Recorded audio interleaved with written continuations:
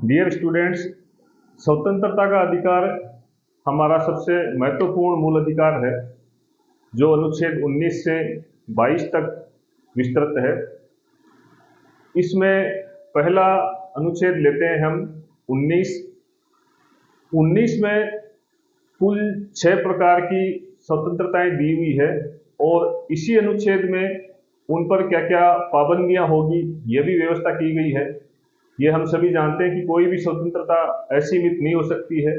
उस पर जहाँ तक दूसरे व्यक्तियों पर कोई प्रभाव पड़ता हो उस सीमा पर प्रतिबंध लगाए जा सकते हैं।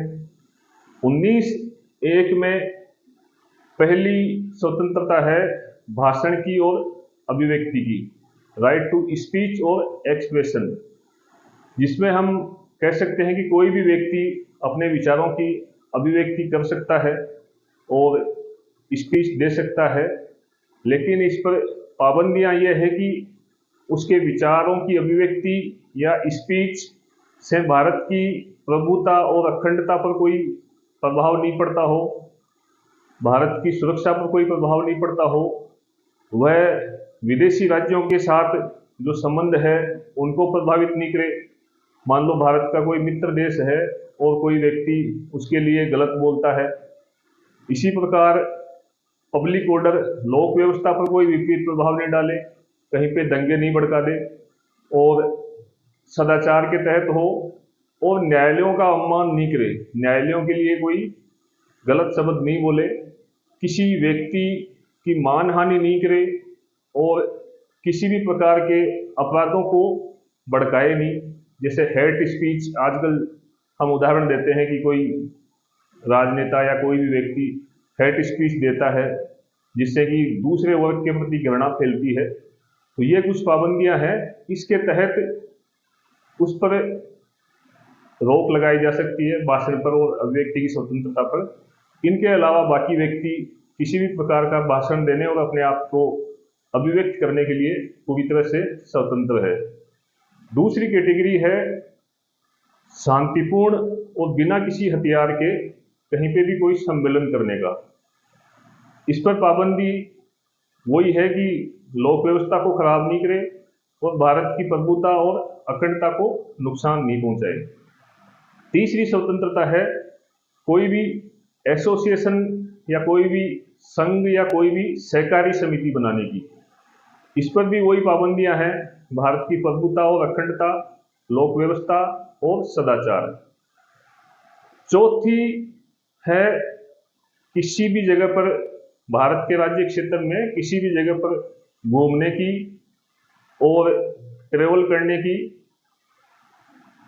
और पांचवी है किसी भी जगह पर निवास करने की या कहीं पर भी बस जाने की। इन दोनों ही स्वतंत्रताओं की पाबंदियां सेम ही है। वह यह है कि एक तो साधारण जनता के हित में हो और किसी भी अनुसूचित जाति के हित में हो। जैसे मान लो मेघालय या नागालैंड, ये नॉर्थ ईस्ट के कुछ प्रांत है जहां पर कोई भी आदमी उन प्रांतों के अलावा दूसरा व्यक्ति बस नहीं सकता है और वहां पर कई व्यवस्थाएं वहां की जनजातियां चलाती है। जैसे आप मेघालय घूमने जाओगे तो वहां यह व्यवस्था है कि सरकार का वहां के पर्यटन स्थलों पर कोई महत्वपूर्ण दखल नहीं है। वहां के पर्यटन स्थल वहां की आदिवासी जनजातियों द्वारा मैनेज किए जाते हैं। इसका तात्पर्य यह है कि अनुसूचित जनजातियों की एक अलग विशेष कल्चर होती है जिसको अन्य व्यक्ति आकर उसको नष्ट नहीं करे, इसलिए यह पाबंदी इस पर दी गई है। जो 19(1)(f) में दी गई थी पहले संपत्ति के अधिकार की स्वतंत्रता, उसको अब खत्म कर दिया गया है इस भाग से और उसको अनुच्छेद 300(a) में डाल दिया गया है। तो यानी कि अब वह मूल अधिकार नहीं है, 42वें संशोधन के द्वारा वह एक संवैधानिक अधिकार है। अब जो अंतिम छठी स्वतंत्रता आती है इस अनुच्छेद के तहत, वह है कोई भी प्रोफेशन यानी कोई भी वृत्ति, आजीविका या व्यापार करने का, कोई भी प्रोफेशन या कोई भी व्यवसाय करने की स्वतंत्रता। इस पर भी यही पाबंदी है कि किसी भी प्रोफेशन के लिए सरकार कोई टेक्निकल क्वालिफिकेशन निर्धारित कर सकती है कि इस प्रोफेशन को कोई भी व्यक्ति इन टेक्निकल क्वालिफिकेशन के बिना नहीं करेगा। दूसरी पाबंदी यह है कि किसी भी व्यापार को सरकार खुद अपने हाथ में ले सकती है, खुद उस पर अपना एकाधिकार जमा सकती है और प्राइवेट व्यक्तियों को उससे पूर्णतः या अंशतः एक सीमा तक या पूरी सीमा तक उसको प्राइवेट व्यक्तियों के लिए बैन कर सकती है।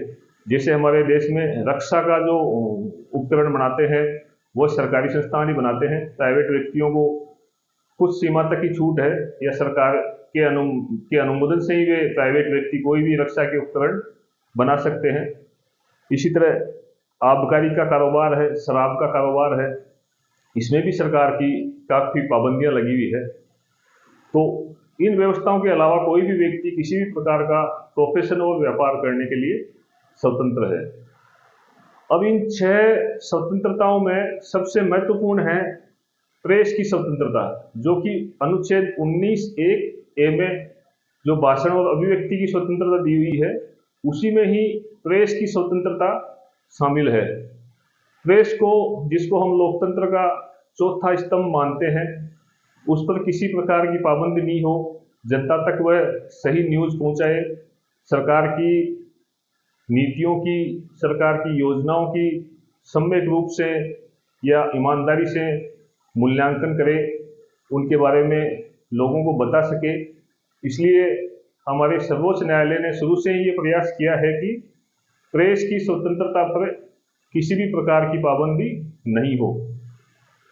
तो इसमें एक आता है कि सरकार कई बार ऐसे कानून बना देती है जिसको प्री सेंसरशिप बोलते हैं, कि हमारी अनुमति के बिना आप ये कोई भी जो इस विषय पर या किसी भी विषय पर कोई भी लेख नहीं लिखोगे या टीवी पर नहीं दिखाओगे। तो इसको प्री सेंसरशिप का जो व्यवस्था है उसको न्यायालय ने गलत माना है।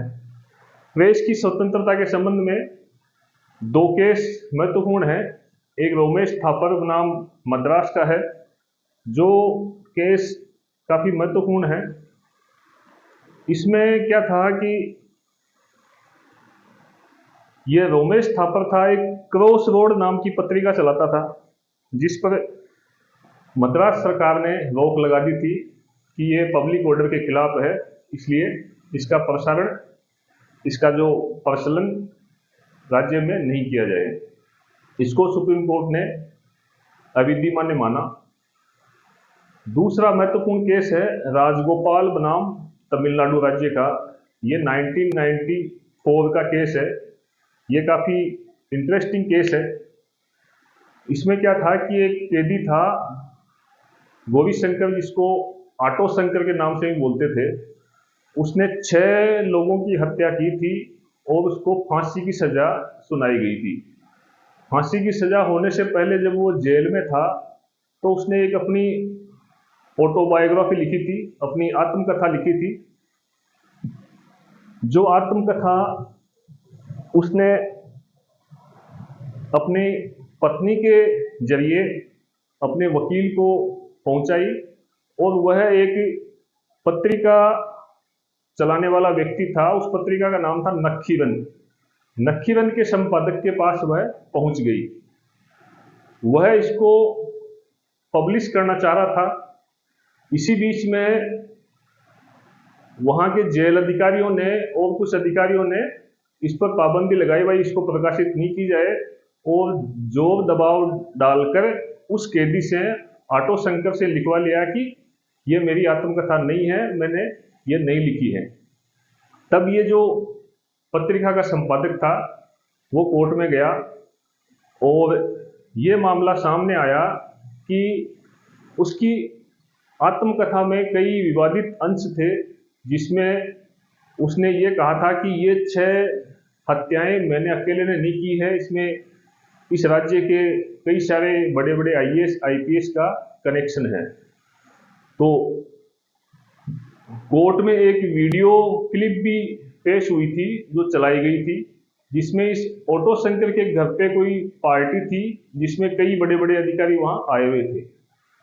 तो उन अधिकारियों के भी वकील ने तर्क दिया कि भाई ये सब झूठी है, लेकिन कोर्ट ने कहा कि चूंकि ये कोर्ट में वीडियो क्लिप चली है तो ये पब्लिक रिकॉर्ड का हिस्सा है, तो ये जो भी इसकी आत्मकथा है वह प्रकाशित की जा सकती है, इस पर कोई रोक नहीं लगाई जा सकती।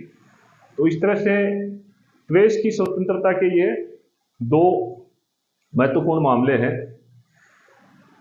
एक इसमें ध्यान रखिए कि हमारे देश में प्रेस काउंसिल ऑफ इंडिया बनी हुई है 1956 से।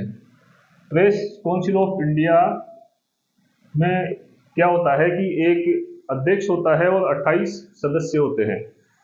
इसका काम यह है कि कोई भी न्यूज को सरकार पब्लिश करने से रोके तो कोई पत्रकार या टीवी चैनल या अन्य कोई व्यक्ति इस काउंसिल में एप्लीकेशन दे सकता है।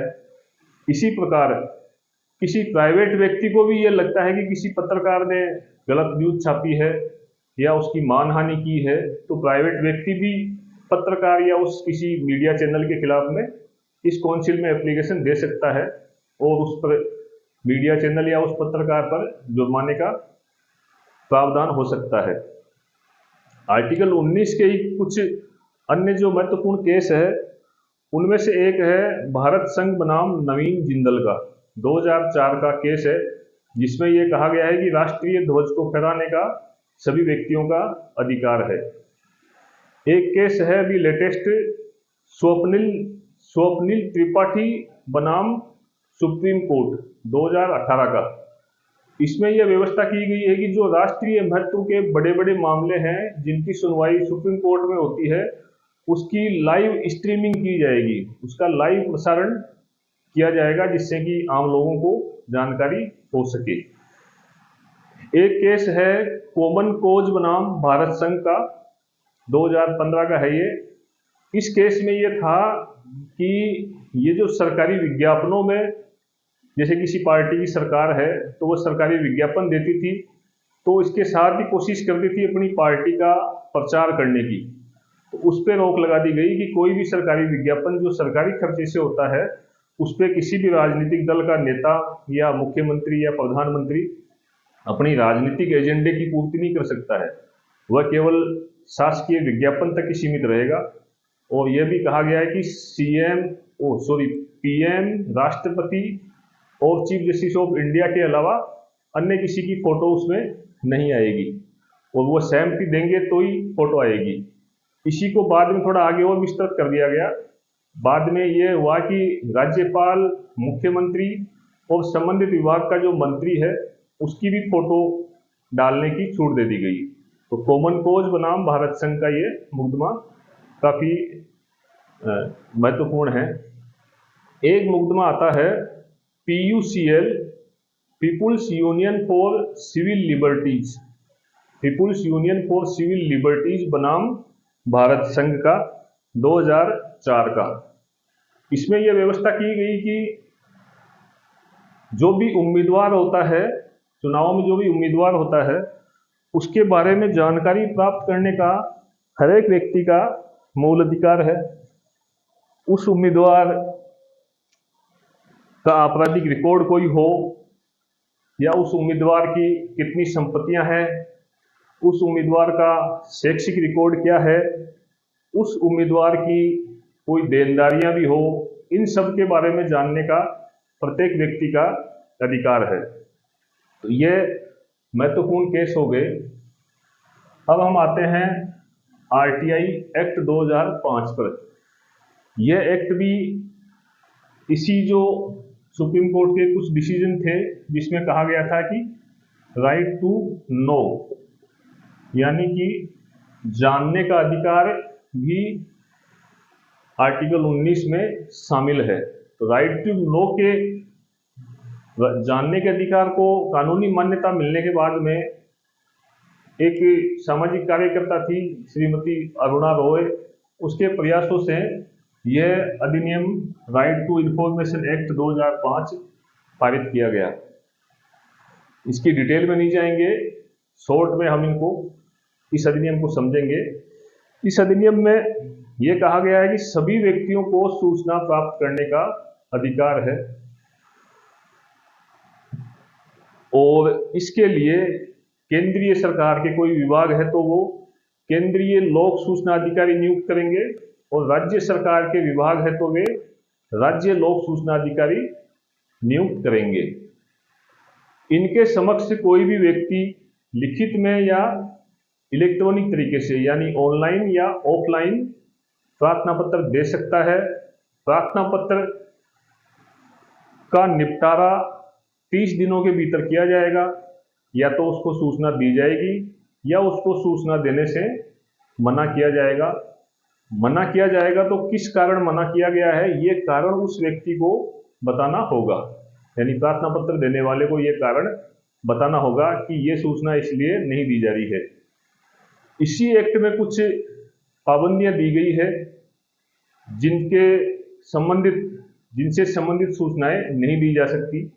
वे है जैसे कोई भी सूचना भारत की एकता, अखंडता, सुरक्षा या आर्थिक हितों पर विपरीत प्रभाव डालती हो, संसदीय विशेषाधिकारों पर विपरीत प्रभाव डालती हो, या गोपनीय शासकीय दस्तावेज हो, या न्यायालय द्वारा उक्त सूचना को देने से मना कर दिया गया हो,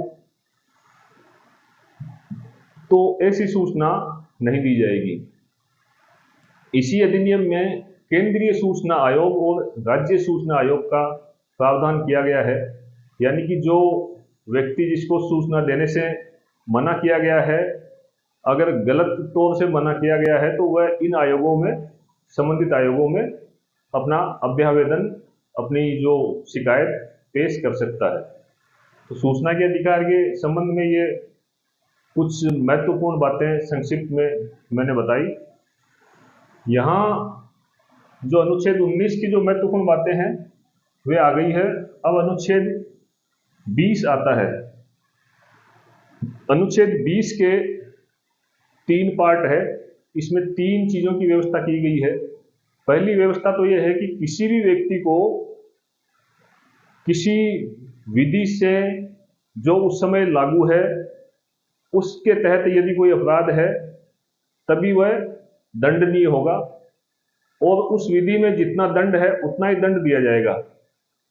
जैसे मान लो किसी व्यक्ति ने 2010 में कोई अपराध कर दिया, उस समय उस अपराध में 6 महीने की सजा थी। अब 2012 में मान लो संशोधन करके और इसकी सजा 1 साल कर दी गई। तो यह अनुच्छेद का पहला भाग ये कहता है कि 2010 में अपराध किया गया था, उस समय 6 महीने की सजा थी, तो यह 6 महीने से ज्यादा इसको दंड नहीं दिया जाएगा। तो ये पहला भाग कहता है कार्योत्तर विधि से संरक्षण, कार्योत्तर विधि से संरक्षण, protection from ex post facto laws, post facto laws. तो इसका सीधा सा इसका यही अर्थ आप समझ सकते हो, कार्योत्तर है, इसी में ही इसका उत्तर समाया हुआ है, कार्य प्लस उत्तर। इसका संधि विच्छेद करें तो कार्य प्लस उत्तर, यानी उत्तर का मतलब आप समझते ही हो, बाद का। उत्तर मतलब कि किसी के साथ संधि में ये उत्तर लगता है तो उत्तर का अर्थ होता है बाद का, यानी कार्य के बाद का। तो कार्य के बाद की विधि से संरक्षण, तो काम जो अपराध किया उसके बाद में कोई कानून बना के उस अपराध को कठोर बना दिया गया तो भी यह केवल पहले वाले अपराध से ही दंडित माना जाएगा, बाद के संशोधन इसमें लागू नहीं होंगे। दूसरी चीज इसमें यह है कि किसी भी व्यक्ति को एक ही अपराध के लिए 2 बार से ज्यादा अभियोजित और दंडित नहीं किया जाएगा। एक ही अपराध के लिए एक बार से ज्यादा 2 बार उसको दंडित नहीं किया जाएगा, यानी दोहरे दंड से सुरक्षा। एक अपराध के लिए अगर उस पर एक बार केस चल गया और सजा हो गई तो अब उसी अपराध के लिए दोबारा उस पर केस नहीं चलेगा और ना ही सजा होगी। तो एक अपराध के लिए केवल एक बार दंडित किया जाएगा, दोबारा उसको दंडित नहीं किया जाएगा। ये दूसरा पार्ट है। तीसरा पार्ट है आत्म अभिशंसन, सेल्फ इंक्रीमेशन, सेल्फ इंक्रीमेशन, सेल्फ इंक्रीमेशन से सुरक्षा, यानी किसी भी व्यक्ति को खुद अपने खिलाफ गवाही देने के लिए बाध्य नहीं किया जाएगा। जैसे मान लो किसी ने कोई किसी का मर्डर कर दिया, तो अब उसको मारपीट करके या पुलिस के द्वारा टॉर्चर करके ये नहीं कहलवाया जाएगा कि ये मैंने मर्डर किया है। वो स्वेच्छा से कोई सूचना देता है तो वो तो जायज़ है, लेकिन शक्ति का प्रयोग करके, बल का प्रयोग करके, उसको विवश करके, उसको टॉर्चर करके जो भी सूचनाएं ली जाती है वह आर्टिकल 20(3) के खिलाफ है। तो ये अनुच्छेद ये 3 व्यवस्थाएं करता है। अब जो सबसे इम्पोर्टेंट अनुच्छेद है वह है 21। इसमें यह कहा गया है कि किसी भी व्यक्ति को उसके प्राण और दैहिक स्वतंत्रता से विधि द्वारा स्थापित प्रक्रिया से अन्यथा वंचित नहीं किया जाएगा। यानी इसमें जो शब्दावली प्रयोग की गई है, विधि द्वारा स्थापित प्रक्रिया, प्रोसीजर एस्टेब्लिश्ड बाय लॉ, ये काफ़ी महत्वपूर्ण हो जाती है। यानी कि इसका अर्थ तो सीधा सीधा ये हुआ कि कोई भी व्यक्ति के संबंध में विधि की स्थापित जो प्रक्रिया है उसके तहत कानून बनाकर उसको प्राण और दैहिक स्वतंत्रता से वंचित किया जा सकता है। यह सीधा सीधा अर्थ लिया गया राजगोपालन, A.K. राजगोपालन बनाम मद्रास राज्य के मामले में, कि अगर कोई कानून सही प्रोसीजर अपना के बनाया गया है तो उसको वंचित किया जा सकता है। A.K. राजगोपालन बनाम मद्रास राज्य का जो मामला था उसको बाद में बड़ी उसकी आलोचना हुई, और फिर आया केस मेनका गांधी बनाम भारत संघ का। मेनका गांधी बनाम भारत संघ के मामले में हम पहले पढ़ चुके हैं, पहले के वीडियोज में आप इसमें देख सकते हो। तो मेनका गांधी बनाम भारत संघ के मामले में ये कहा गया कि ये जो स्थापित प्रक्रिया है, ये जो प्रक्रिया है वह पूरी तरह से जायज होनी चाहिए, वह पूरी तरह से उचित होनी चाहिए, और उसको किसी भी स्थिति में अनफेयर नहीं हो, और प्रिंसिपल ऑफ नेचुरल जस्टिस की पूरी तरह से पालना हो। यानी कि ये प्रक्रिया पूरी तरह से पारदर्शी और पक्षपातपूर्ण, पारदर्शी हो और पक्षपातपूर्ण नहीं हो। तो हम ये मान सकते हैं कि अब जो अमेरिका के संविधान में ये सेम जो चीज़ है वह है विधि की सम्यक प्रक्रिया। अमेरिका में संविधान में यह है कि विधि की सम्यक प्रक्रिया, उसमें यही है कि विधि की सम्यक प्रक्रिया यानी कि उचित विधि होनी चाहिए। ऐसी नहीं कि आप कोई भी विधि बना लो जो मानव अधिकारों के उल्लंघन में हो या मानव अधिकारों के खिलाफ हो, ऐसी विधि नहीं बना सकता है।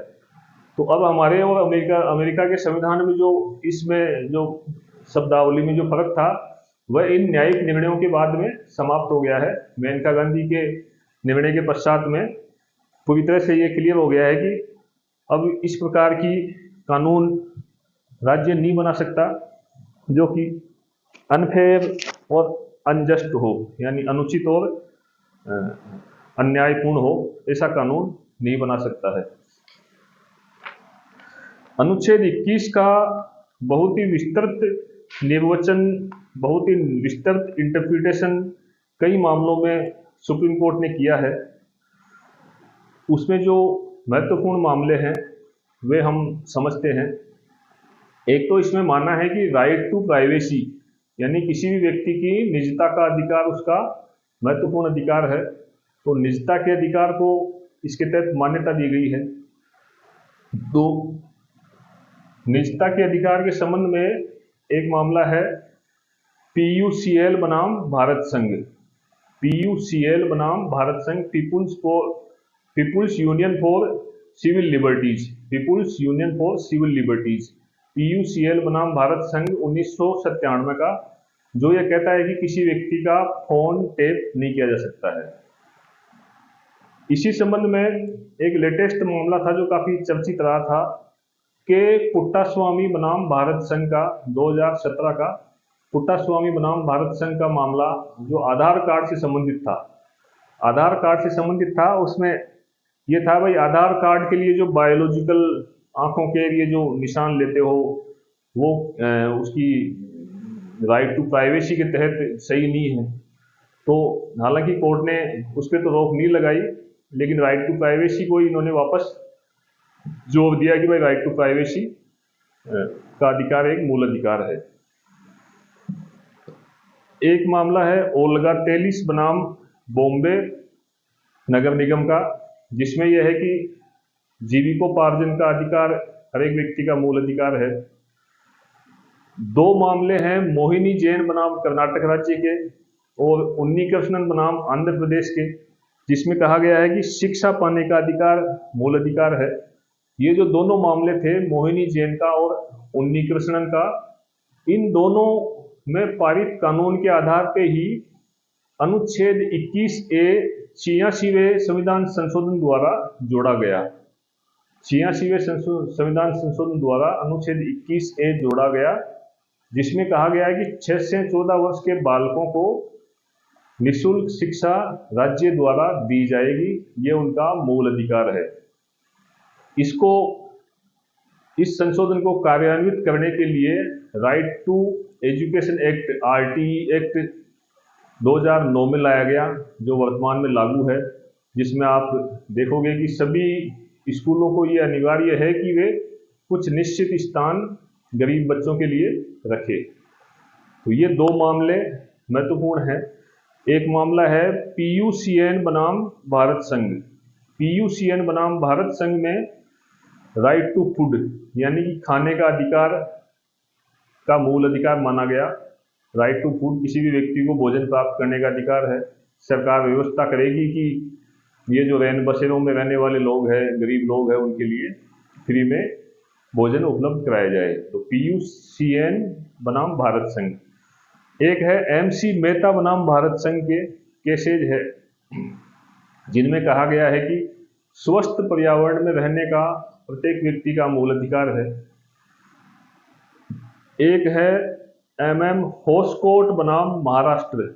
MM होस्कोट बनाम महाराष्ट्र, जिसमें यह है कि निःशुल्क विधिक सहायता प्राप्त करने का प्रत्येक व्यक्ति का अधिकार है।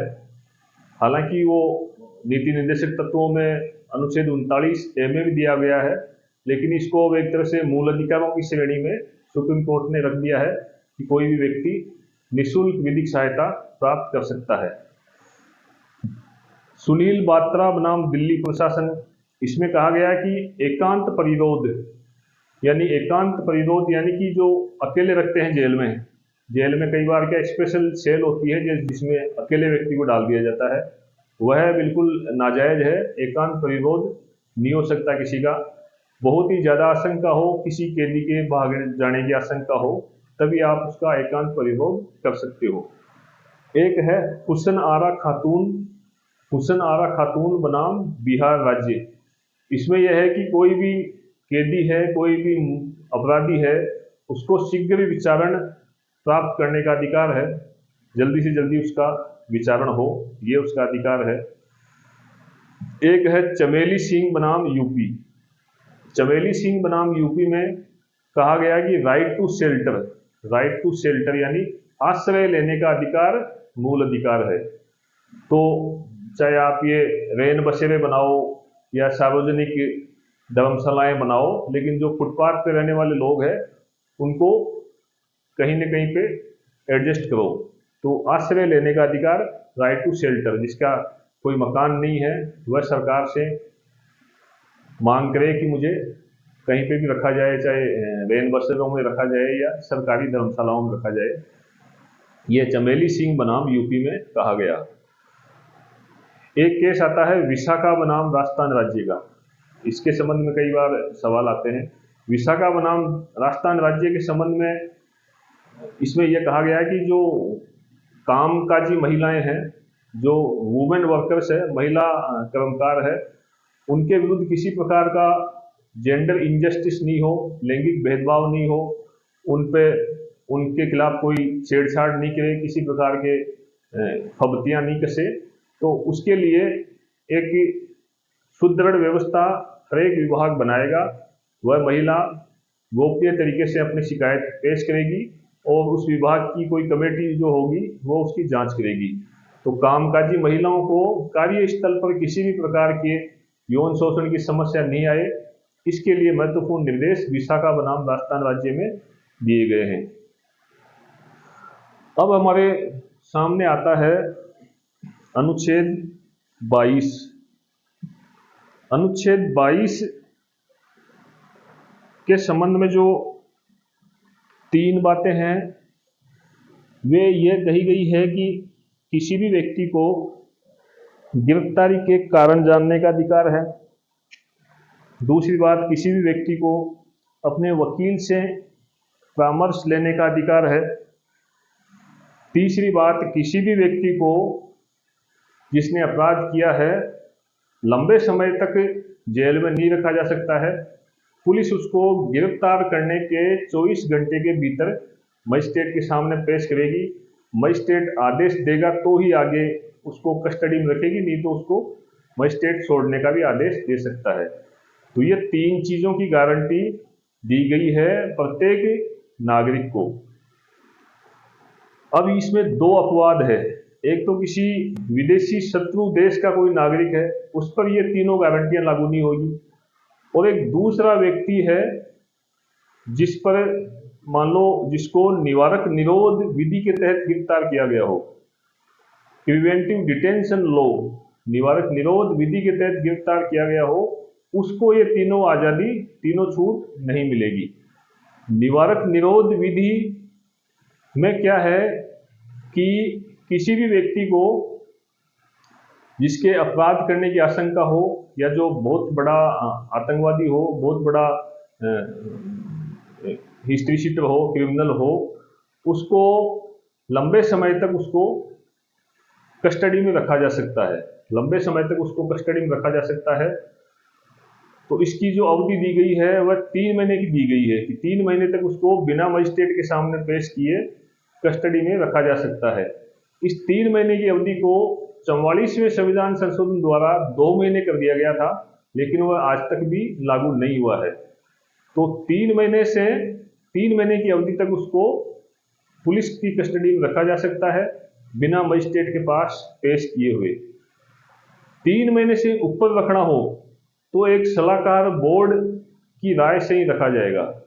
उस सलाहकार बोर्ड में हाई कोर्ट के जज, प्रेजेंट के या पूर्व के, उनसे मिलकर वह सलाहकार बोर्ड बनेगा। वह राय देगा भाई 3 महीने से आगे इसको रखा जाना चाहिए, तभी रखा जाएगा, नहीं तो 3 महीने बाद उसको छोड़ा जाएगा। यह इसमें व्यवस्था की गई है। इसी आर्टिकल के संबंध में 2 केस महत्वपूर्ण है। जोगिंदर सिंह बनाम यूपी स्टेट और डीके बासु बनाम पश्चिम बंगाल स्टेट, जिसमें गिरफ्तारी के संबंध में दिशा निर्देश दिए गए हैं कि किसी भी व्यक्ति को अवैध रूप से गिरफ्तार नहीं करे। गिरफ्तारी के समय उसके परिजनों से उसकी बात कराई जाए, और महिला को गिरफ्तारी करनी हो तो महिला पुलिस द्वारा ही गिरफ्तार किया जाए। ऐसे करके कई सारी इसमें स्वतंत्रताएं दोनों केसों में गिरफ्तारी के संबंध में अपराधियों को दी गई है।